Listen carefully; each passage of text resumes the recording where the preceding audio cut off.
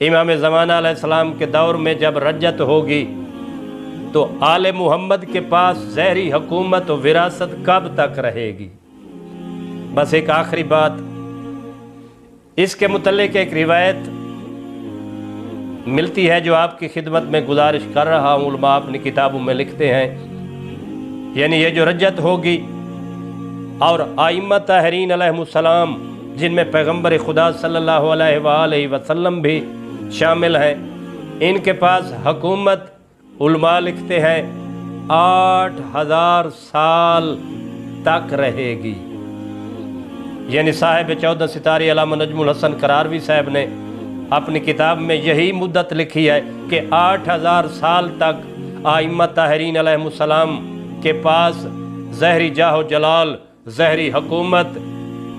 ان کے پاس رہے گی۔ اور پتہ یہ چلتا ہے کہ امیر المومنین علی ابن ابی طالب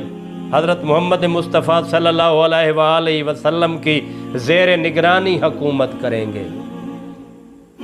یعنی حضرت علی علیہ السلام پیغمبر اکرم صلی اللہ علیہ وآلہ وسلم کی زیر نگرانی، زیر سرپرستی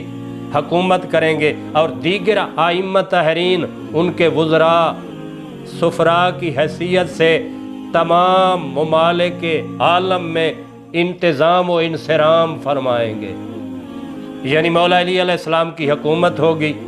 پیغمبر اکرم صلی اللہ علیہ وآلہ وسلم کی زیر سرپرستی ہوگی، اور حضرت علی علیہ السلام کی اولاد پیغمبر کے باقی جانشین دنیا کے تمام ممالک میں وزراء کی حیثیت سے دنیا کا نظام سنبھالیں گے۔ اور ایک روایت میں یہ بھی ہے کہ ہر امام علی ترتیب حکومت کرے گا، یعنی سب امام، تمام امام یک کے بعد دیگرے، ایک کے بعد دوسرا، دوسرے کے بعد تیسرا حکومت فرمائیں گے، حکومت کریں گے۔ حضرت علی علیہ السلام کے ظہور اور نظام عالم پر حکمرانی کے متعلق قرآن مجید میں صراحت سے موجود ہے،